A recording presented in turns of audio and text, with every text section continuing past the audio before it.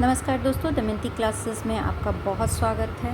आज का हमारा जो क्लास है वो भारतीय संविधान में जो अनुसूचियाँ दी गई हैं उससे संबंधित है। उससे संबंधित हम लोग ऑब्जेक्टिव क्वेश्चंस को भी देख रहे हैं और उसी में डिटेल क्लास भी इसका हम लोग करते चलेंगे। ठीक है, तो क्लास का हमारा जो पहले एक बार अनुसूची के बारे में समझ लें कि जो अनुसूचियां हैं वो भारतीय संविधान का एक महत्वपूर्ण हिस्सा हैं जो भारतीय शासन, प्रशासन और विधायी कार्यों को व्यवस्थित और सुगम बनाती हैं। ठीक है, तो उससे रिलेटेड जो भी क्वेश्चन हैं जो हमारे एग्ज़ाम्स में आएंगे या पूछे गए हैं, ठीक है, वो सारे क्वेश्चंस आज की क्लास में हम लोग यहाँ पर कवर करने वाले हैं। ठीक है, तो स्टार्ट करते हैं हम लोग अपने फर्स्ट क्वेश्चन से।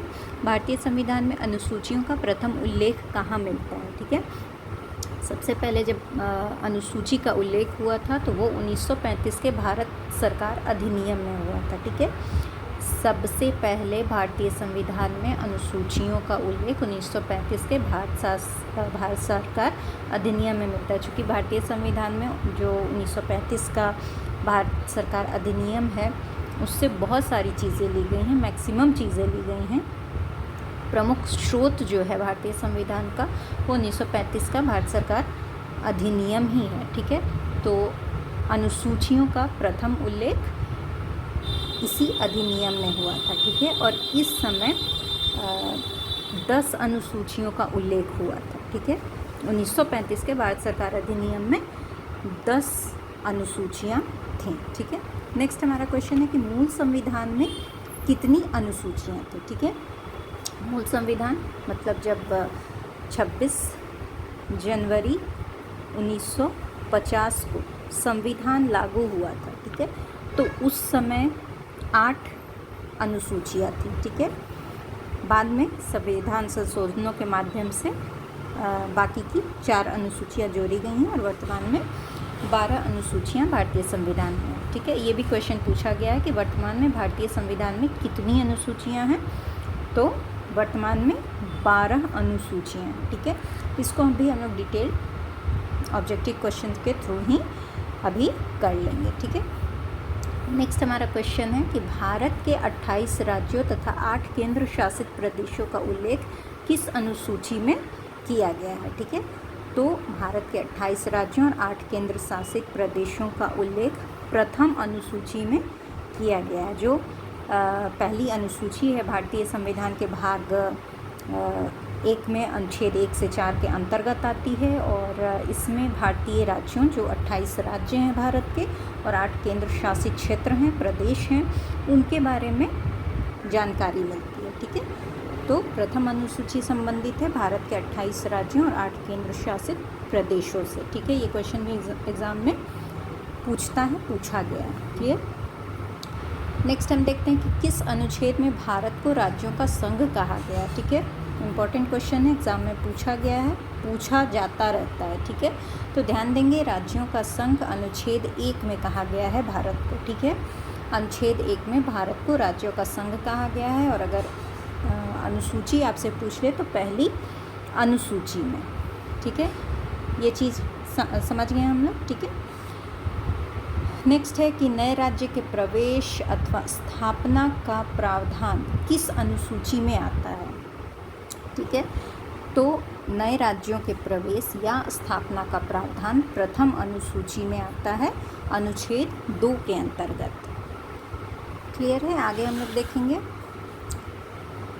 किस अनुच्छेद में नए राज्यों के निर्माण, सीमाओं, क्षेत्रों और नामों में परिवर्तन किया गया है? ठीक है, किस अनुच्छेद के अंतर्गत नए राज्यों के निर्माण, सीमाओं, क्षेत्रों और नामों में परिवर्तन का उल्लेख किया गया है? ठीक है, तो अनुच्छेद 3 में। अनुच्छेद 1 से 4 जो है बेसिकली पहली अनुसूची से ही संबंधित है। ठीक है, तो ये भी अगर क्वेश्चन पूछता है कि नए राज्यों के निर्माण, सीमाओं, क्षेत्रों या नामों में परिवर्तन का उल्लेख किस अनुसूची में है, तो वो भी हमारी प्रथम अनुसूची में। ठीक है, नए राज्यों के गठन से संबंधित प्रावधान प्रथम अनुसूची में है। ठीक है, तो अनुच्छेद 3 जो है इसके अंतर्गत नए राज्यों के निर्माण, उनके सीमाओं, क्षेत्रों और नामों में परिवर्तन का उल्लेख किया गया है। इसमें कुछ उदाहरण भी आप देख सकते हैं कि जैसे असम का सीमा परिवर्तन हुआ था, ठीक है। असम का जो सीमा परिवर्तन हुआ था 1951 के अधिनियम के अंतर्गत, उसके अंतर्गत जो है असम की भूमि की एक पट्टी जो है वो भूटान को दे दी गई थी। उसके बाद 1960 में बॉम्बे का पुनर्गठन अधिनियम हुआ, जिसके बाद बॉम्बे को जो है, पहले बॉम्बे कहा जाता था, उसके बाद इसको गुजरात और महाराष्ट्र में, ठीक है, गुजराती भाषा के आधार पर और मराठी भाषा या जो शेष जगह बचा, ठीक है, जो सीमाएं बची उसको, जो क्षेत्र बचा उसको महाराष्ट्र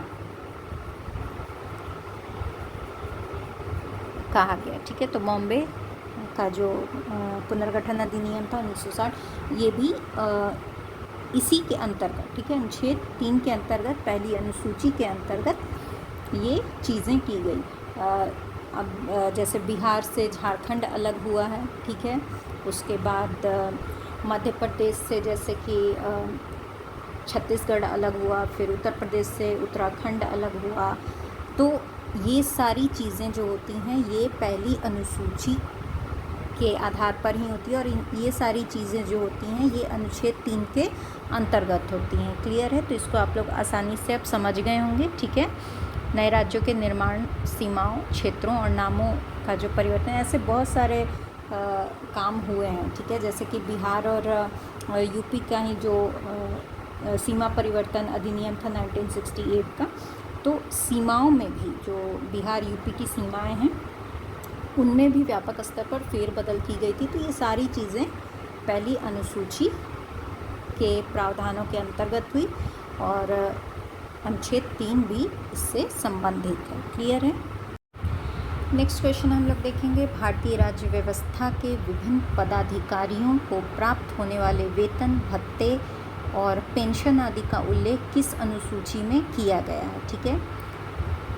भारतीय राज्य व्यवस्था के विभिन्न पदाधिकारियों, जैसे कि भारत के राष्ट्रपति हो गए, राज्यों के राज्यपाल हो गए, लोकसभा अध्यक्ष, उपाध्यक्ष, राज्यसभा के सभापति, उपसभापति, सर्वोच्च न्यायालय के न्यायाधीश, उच्च न्यायालयों के न्यायाधीश, फिर राज्य विधानसभाओं, विधान परिषदों के अध्यक्ष, उपाध्यक्ष, सभापति, उपसभापति, भारत के नियंत्रक, महालेखा परीक्षक, ऐसे तमाम पदाधिकारियों को जो वेतन दिए जाते हैं, जो भत्ते मिलते हैं, पेंशन आदि की जो व्यवस्था होती है, उस सब का उल्लेख द्वितीय अनुसूची में है, ठीक है।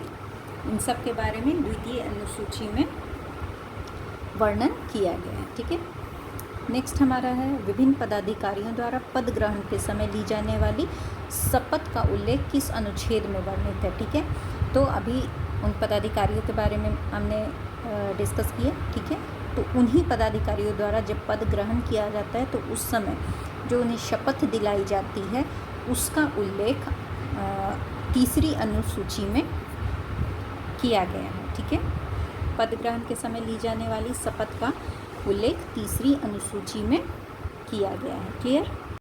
नेक्स्ट क्वेश्चन हमारा 4th अनुसूची से है, ठीक है। राज्यों और केंद्र शासित प्रदेशों के लिए राज्यसभा में सीटों का आवंटन किस अनुसूची में है, ठीक है।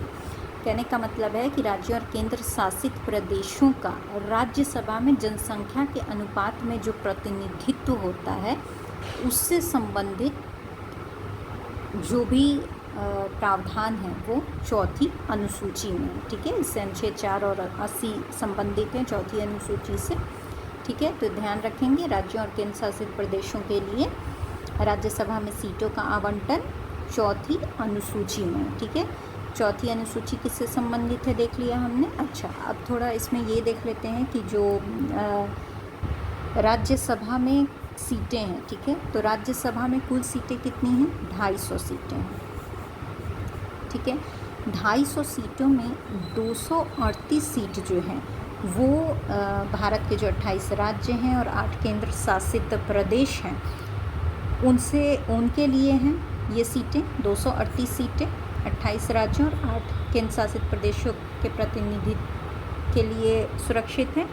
और इसके बाद 250 में से 238 गए तो 12 जो सीटें हैं वो राष्ट्रपति के द्वारा मनोनीत होते हैं। ठीक है, 12 जो ये प्रतिनिधि हैं उन्हें राष्ट्रपति मनोनीत करता है। ठीक है, सबसे ज़्यादा जो राज्यसभा में सीटें हैं वो उत्तर प्रदेश की हैं, 31 सीटें हैं, और सबसे कम सीटें उनको भी आगे हम लोग देखेंगे आगे के क्वेश्चंस में। बिहार की जो है ना 16 सीटें हैं। ठीक है, राज्यसभा में बिहार की 16 सीटें हैं, और इससे रिलेटेड और क्वेश्चन को हम लोग आगे देखते हैं। ठीक है, तो ध्यान रखेंगे 250 सीटें हैं राज्यसभा में।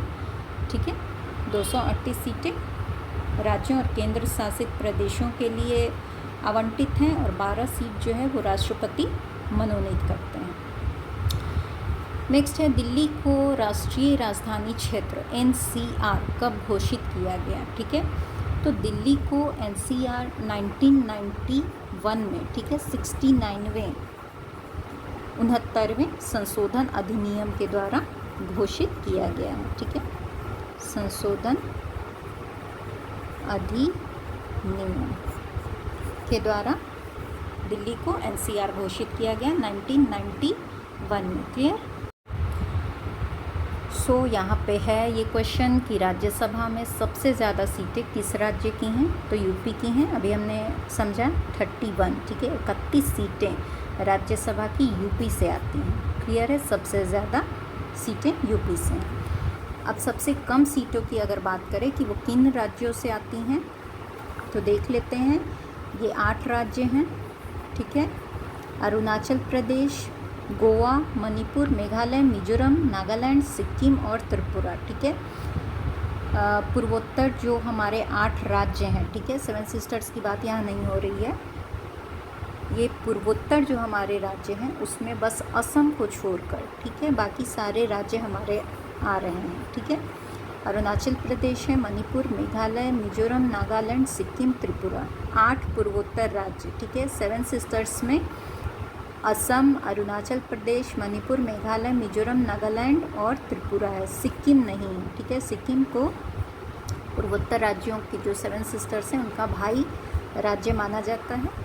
तो ये चीज़ एक बार ध्यान रखेंगे, क्योंकि आपको ऑप्शन में अगर मिलान करने, फेरबदल, मतलब इस तरह के क्वेश्चंस आते हैं ना, तो उसमें आपको ये चीज़ ध्यान रखनी होगी। अलग से एक गोवा है। ठीक है, यहाँ असम की जगह गोवा है। ठीक है, और इन सब में कितनी सीटें राज्यसभा, इन राज्यों से राज्यसभा में कितनी सीटें हैं? मात्र 1। ठीक है, इस चीज़ को ज़रूर ध्यान रखेंगे। जैसे 31 सीट यूपी से आती हैं। ठीक है, तो यहाँ इन राज्यों से, ठीक है, गोवा भी शामिल है, सिर्फ 1 सीट आती है।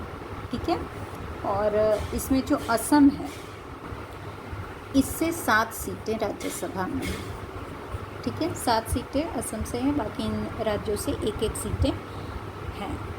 क्लियर है? नेक्स्ट हम देखते हैं कि अनुसूचित और जनजातीय क्षेत्रों के प्रशासन और नियंत्रण के बारे में उपबंध किस अनुसूची में है? ठीक है, अनुसूचित और जनजातीय क्षेत्रों के प्रशासन और नियंत्रण के बारे में उपबंध हमारी 5वीं अनुसूची में है। ठीक है, इसमें कुछ राज्यों को छोड़ दें, असम, मेघालय, त्रिपुरा और मिजोरम, तो इन राज्यों के अलावा भारत के बाकी जितने भी राज्य और केंद्र शासित प्रदेश हैं उनके जो अनुसूचित क्षेत्र, जनजातीय क्षेत्र हैं, उसके प्रशासन और नियंत्रण के बारे में 5वीं अनुसूची में व्याख्या की गई है।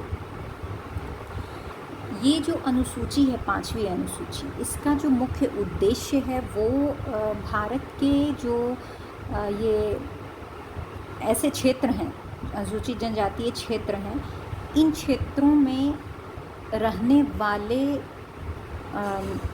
लोगों की, जैसे जो अनुसूचित लोग हैं, जो जनजातीय आदिवासी लोग हैं, इनके हितों की रक्षा करना, उनकी विशिष्ट संस्कृति, रीति रिवाजों, भूमि और संसाधनों की रक्षा करना तथा बाहरी हस्तक्षेप और शोषण से बचाते हुए विकास की मुख्य धारा में शामिल करना, ये इस अनुसूची का मुख्य उद्देश्य है। ठीक है, क्योंकि ऐसे जो क्षेत्र होते हैं उसमें हम लोगों ने जो विद्रोहों को देखा, जो रिवोल्ट्स, रीजनल रिवोल्ट्स का जो हमने क्लास देखा है, उसमें हमने समझा है कि इन क्षेत्रों पर कितनी ज़्यादा ज़्यादती हुई, ठीक है। जो लोकल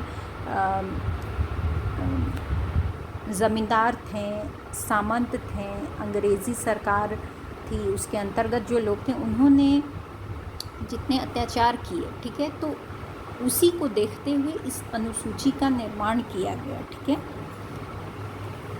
तो ध्यान रखेंगे 5वीं अनुसूची उनके प्रशासन और नियंत्रण के बारे में है, ठीक है। और क्योंकि यहाँ हमने कुछ राज्यों को छोड़ा था, जैसे कि असम, मेघालय, त्रिपुरा और मिजोरम, तो इन राज्यों से संबंधित एक अलग ही क्वेश्चन आपका बन सकता है, ठीक है, कि इन राज्यों के जनजातीय क्षेत्रों के प्रशासन के बारे में उपबंध किस अनुसूची में, क्योंकि 5वीं अनुसूची में ये राज्य शामिल नहीं थे, तो इनके लिए अलग से 6ठी अनुसूची का निर्माण किया गया, ठीक है। तो 6ठी अनुसूची में असम, मेघालय, त्रिपुरा और मिजोरम राज्य के जनजातीय क्षेत्रों के प्रशासन के बारे में उपबंध दिए गए हैं, ठीक है। नेक्स्ट हमारा है केंद्र एवं राज्यों के बीच वैधानिक शक्तियों का बंटवारा किस अनुसूची में दिया गया है, ठीक है। ये हमारा मोस्ट इम्पॉर्टेंट क्वेश्चन है, बिल्कुल ध्यान रखेंगे एग्ज़ाम में। एग्ज़ाम का जैसे किसी भी एग्ज़ाम का हो, रेलवे हो, एसएससी हो, यूपीएससी हो, बीपीएससी हो, कोई भी स्टेट पीसीएस हो, ठीक है, उसमें ये क्वेश्चन आपको कहीं ना कहीं ज़रूर मिल जाएगा, ठीक है। इम्पॉर्टेंट भी क्वेश्चन है। केंद्र और राज्यों के बीच वैधानिक शक्तियों का बंटवारा 7वीं अनुसूची में दिया गया है। 7वीं अनुसूची बहुत ही ज़्यादा इम्पॉर्टेंट है, ठीक है। तो 7वीं अनुसूची में केंद्र और राज्यों के बीच वैधानिक शक्तियों का बंटवारा दिया गया है। 7वीं अनुसूची का संबंध अगर पूछ ले अगर तो अनुच्छेद 246, ठीक है, 246 7वीं अनुसूची से संबंधित प्रमुख अनुच्छेद है, ठीक है। यहाँ एक चीज़ हम लोग ये समझते हैं इस क्वेश्चन के अंतर्गत, ठीक है, मैं बताना भूल गई कि आपसे एग्ज़ाम में, ठीक है, ऑप्शन भी दे देगा, ठीक है, ABCD ऑप्शन दे देगा, असम, मेघालय, त्रिपुरा और अरुणाचल प्रदेश दे दे और कहे कि इन क्षेत्रों के प्रशासन से संबंधित उपबंध 6ठी अनुसूची में, तो कौन से राज्य शामिल हैं या कौन से राज्य शामिल नहीं है, ठीक है, 6ठी अनुसूची में, ये भी दे देगा। तो आप ज़रूर ये जो 4 राज्य हैं, असम, मेघालय, त्रिपुरा, मिज़ोरम, इसको ध्यान रखेंगे, ठीक है, नोट डाउन कर लेंगे। 6ठी अनुसूची में ये 4 स्पेशल राज्य हैं, असम, मेघालय, त्रिपुरा और मिज़ोरम, इस राज्य के जनजातीय क्षेत्रों के प्रशासन का उपबंध है, ठीक है। जो 4 राज्य हैं उनका नाम ज़रूर ध्यान में रखेंगे, ठीक है। इन राज्यों के जो पहाड़ी क्षेत्रों में अनुसूचित जनजाति हैं, इनको स्वायत्तता और स्वशासन के उपाय 6ठी अनुसूची प्रदान करती है, ठीक है। 7वीं अनुसूची भी हमने देख ली, अब आगे बढ़ते हैं। फ्रेंड्स, इस पेज के सारे ही क्वेश्चन मोस्ट इम्पॉर्टेंट हैं, ठीक है, बिल्कुल ध्यान से आप अभी समझें इस चीज़ को, ठीक है। सारे क्वेश्चन इम्पॉर्टेंट हैं, इसको डिटेल में भी हम लोग देखेंगे, ठीक है। भारतीय संविधान में केंद्र और राज्य संबंध किस देश के संविधान से लिया गया है, ठीक है। जो भारतीय संविधान में केंद्र और राज्य संबंध है वो कनाडा के संविधान से लिया गया है, ठीक है। जो संविधान के विदेशी स्रोत हैं उनको भी हम लोग किसी क्लास में देखेंगे, तो उसी में जो कनाडा है, ठीक है, कनाडा से भारतीय संविधान में केंद्र और राज्य संबंध लिया गया है। नेक्स्ट देखेंगे केंद्र और राज्यों के बीच संबंध संविधान के किस भाग का विषय है, ठीक है, संविधान के भाग 11 में, ठीक है, संविधान के भाग 11 में केंद्र और राज्यों के बीच संबंध है। अनुसूची कौन सी है? 7वीं अनुसूची है। विदेशी स्रोत क्या है, किस देश के संविधान से लिया गया है केंद्र राज्य संबंध, तो कनाडा से लिया गया है, ठीक है। ये चीज़ें एग्ज़ाम में पूछी जाती हैं, बिल्कुल ध्यान रखेंगे। नेक्स्ट इंपॉर्टेंट क्वेश्चन है कि संघ सूची में कितने विषय हैं, ठीक है। संघ सूची में वर्तमान में 2025 तक में 100 विषय हैं, और जब संविधान लागू हुआ था 26 जनवरी 1950 को, तब 97 विषय थे, ठीक है, ये भी ध्यान रखेंगे। ये जो संघ सूची है इसमें राष्ट्रीय महत्व के विषय शामिल होते हैं, जिस पर कानून बनाने का अधिकार जो है वो केंद्र सरकार के पास होती है, ठीक है। केंद्र सरकार जो संसद है हमारी, वो संघ सूची के विषय पर कानून बनाती हैं। अच्छा, उदाहरण के तौर पे हम लोग देख लें, ठीक है। कुछ जो इम्पोर्टेंट है वो मैं यहाँ लिख दे रही हूँ, जैसे कि रक्षा है, डिफेंस है हमारा, फिर विदेशी मामले हैं, ठीक है, बैंकिंग है, संचार है, रेलवे है, ठीक है, रेलवे है, बैंकिंग है हमारा। इन सारे विषयों पर, ठीक है, केंद्र सरकार कानून बनाती है, ठीक है। संघ सूची के जो विषय हैं उस पर केंद्र सरकार कानून बनाती है। क्लियर है? वर्तमान में 100 विषय हैं। नेक्स्ट है हमारा राज्य सूची में कितने विषय हैं, ठीक है। तो 2025 में जो राज्य सूची, अच्छा ये जो संघ सूची, राज्य सूची और संवर्ती सूची है, ये सब 7वीं सूची के अंतर्गत ही आते हैं, ठीक है। संघ राज्य 7वीं जो अनुसूची है हमारी, जिसमें केंद्र और राज्यों के बीच वैधानिक शक्तियों का बंटवारा हुआ है, उसी में संघ सूची, राज्य सूची और संवर्ती सूची आती है। इसके माध्यम से विषयों का बंटवारा हुआ है, ठीक है, कि किन विषयों पर संघ कानून बनाएगी, किन विषयों पर राज्य कानून बनाएगी और किन विषयों पर दोनों मिलाकर कानून बनाएगी। हाँ, अगर टकराव की स्थिति उत्पन्न होती है संवर्ती सूची के विषयों पर, तो उसमें राज्य का जो राज्य की तरफ से जो प्रावधान होते हैं उसको निरस्त कर दिया जाता है और केंद्र का कानून मान्य होता है, ठीक है। तो यहाँ हम लोग देख रहे हैं कि राज्य सूची में कितने विषय शामिल हैं। तो राज्य सूची में 61 विषय शामिल है, ठीक है।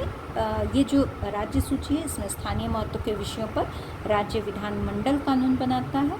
अब इसमें एग्जाम्पल के तौर पे हम लोग अगर देखें तो जैसे कि सार्वजनिक व्यवस्था हो गया, फिर पुलिस, ठीक है। पुलिस जो हमारे, ये सब एग्ज़ाम्स में पूछता है कि पुलिस से संबंधित जो कानून होते हैं वो संवर्ती सूची जो है उसमें किस सूची का विषय होता है, संघ सूची, राज्य सूची या संवर्ती सूची, ठीक है। तो पुलिस राज्य सूची का विषय है, पुलिस से संबंधित कानून राज्य बनाएगी। फिर स्थानीय सरकार है, सार्वजनिक स्वास्थ्य है, कृषि है, सिंचाई है, ठीक है, कृषि है, सिंचाई है। इस तरह के जो विषय हैं ये राज्य सूची में आते हैं, ठीक है। संवर्ती सूची, अब संवर्ती सूची में कितने विषय हैं, ठीक है। तो संवर्ती सूची को हम लोग देख लें। अच्छा, जब मूल संविधान लागू हुआ था 26 जनवरी को, तो उस समय राज्य सूची में 66 विषय थे, ठीक है। जैसे कि संघ सूची में 97 विषय थे, वैसे ही राज्य सूची में जब संविधान लागू हुआ था तो 66 विषय थे, लेकिन अभी 61 विषय हैं। संवर्ती सूची में वर्तमान में 52 विषय हैं, ठीक है। जब संविधान लागू हुआ था तब इसमें 47 विषय थे, ठीक है। 47 विषय थे, लेकिन 42वें संविधान संशोधन अधिनियम के द्वारा इसमें 1976 में हुआ था 42वां संविधान संशोधन अधिनियम, तो उसके बाद इसमें 5 विषय और जोड़े, ठीक है। तो वर्तमान में 52 विषय हैं और इसमें जो विषय हैं इन पर केंद्र और राज्य सरकार दोनों मिलकर कानून बनाती है, ठीक है। इसमें उदाहरण के तौर पे हम लोग देखें, जैसे कि शिक्षा है, वन है, आर्थिक और सामाजिक नियोजन है, अच्छा बिजली है, ठीक है। बिजली पर भी जो कानून है वो बिजली जो है विषय हमारा ये संवर्ती सूची में आता है। इस पर केंद्र और राज्य सरकार दोनों मिलकर कानून बनाते हैं, ठीक है। तो इस तरह के जो विषय हैं ये संवर्ती सूची में आते हैं, ठीक है। समाचार पत्र हैं, प्रदूषण नियंत्रण है, ऐसे तमाम विषय, ठीक है। और ये विषय एग्ज़ाम में पूछा भी जाता है, ठीक है। जैसे कि यहाँ पर एक है कि शिक्षा किस सूची का विषय है, ठीक है। शिक्षा किस सूची के अंतर्गत आता है, तो संवर्ती सूची के अंतर्गत आता है, ठीक है। यहीं अगर आपको पूछ दे कि बैंकिंग किस सूची के अंतर्गत का विषय है, तो संघ सूची के अंतर्गत का विषय है, ठीक है। तो ध्यान रखेंगे। और शिक्षा संवर्ती सूची का विषय है। इस तरह हम लोगों ने इस चीज़ को क्लियर किया है आसानी से। आई होप आप लोगों को समझ में आ रहा होगा। वीडियो अच्छी लग रही है तो लाइक ज़रूर करें आप, ठीक है। और नए हैं तो सब्सक्राइब ज़रूर करें, ताकि ऐसे ही वीडियोस आपको आगे भी मिलती रहे। नेक्स्ट हमारा है कि भाषा संबंधी प्रावधान किस अनुसूची से संबंधित है, ठीक है। तो भाषा संबंधी जो प्रावधान है वो हमारी 8वीं अनुसूची से संबंधित है। 8वीं अनुसूची में भाषा संबंधी प्रावधान दिए गए हैं।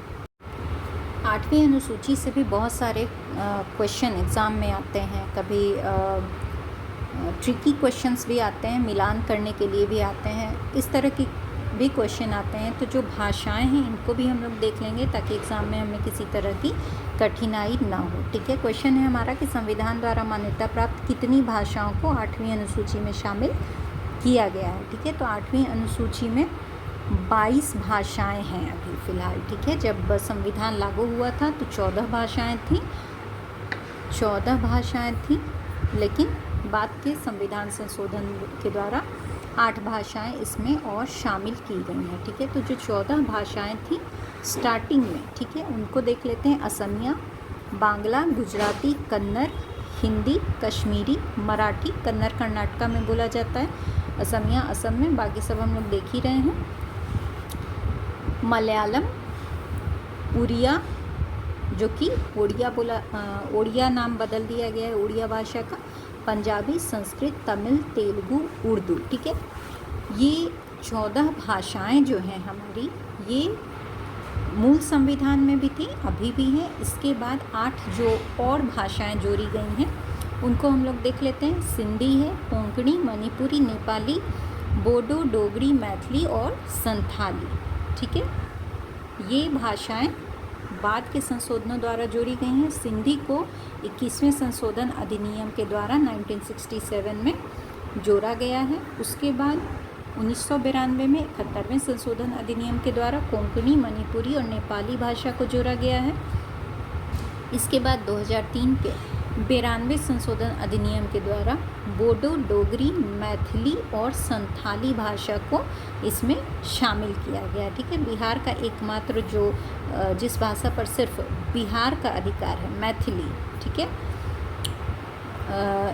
ये भाषा 2003 में शामिल किया गया है 92वें संशोधन अधिनियम के द्वारा। ठीक है, 8वीं अनुसूची में। 8वीं अनुसूची में कितनी भाषाएं हैं? 22 हैं। मूल संविधान में कितनी भाषाएं थी? 14 थी। अच्छा, अगर पूछ लेता है कि उड़िया का नाम बदलकर ओडिया कब किया गया है, तो 2011 में किया गया है। फ्रेंड्स, इससे आपको अगर ऐसे भी क्वेश्चन पूछ सकता है कि संविधान की जो 8वीं अनुसूची है उसमें कौन सी भाषा शामिल नहीं है, ऑप्शन दे देगा ABCD। ठीक है, मान लो यहाँ से आपको दे दे ABC और D में दे दे राजस्थानी। ठीक है, कोई भी भाषा दे सकते हैं, यहाँ मैं आपको समझाने के लिए कह रही हूँ। ठीक है, तो बांग्ला, गुजराती, कन्नड़ तो हमारा है ही। ठीक है, राजस्थानी नहीं शामिल है 8वीं अनुसूची में, तो ऑप्शन हमारा, क्योंकि क्वेश्चन में नहीं पूछ रहा है। ठीक है, तो हमारा आंसर राजस्थानी हो जाएगा। ध्यान रखेंगे, इसलिए जो लैंग्वेजेस हैं, ये 22 लैंग्वेजेस हैं, इनको बिल्कुल ध्यान में रखेंगे क्योंकि ऐसे क्वेश्चंस हम एग्ज़ाम में मिस नहीं कर सकते हैं। ठीक है, आप चाहें तो नोट डाउन भी कर लें। क्लियर है? आगे बढ़ते हैं हम लोग। राज्यों द्वारा संपत्ति अधिग्रहण की विधियों का उल्लेख भारतीय संविधान के किस अनुसूची में? ठीक है, राज्यों द्वारा संपत्ति अधिग्रहण की विधियों का उल्लेख भारतीय संविधान की 9वीं अनुसूची में। ठीक है, 9वीं अनुसूची को संविधान में कब जोड़ा गया है? तो प्रथम संविधान संशोधन अधिनियम 1951 के द्वारा। ठीक है, मूल संविधान में 8 अनुसूची ही थे जिसको हम लोगों ने अभी देख लिया। 9वीं अनुसूची प्रथम संविधान संशोधन अधिनियम जब 1951 में हुआ था उसके द्वारा ये जोड़ा गया था। 9वीं अनुसूची में क्या है?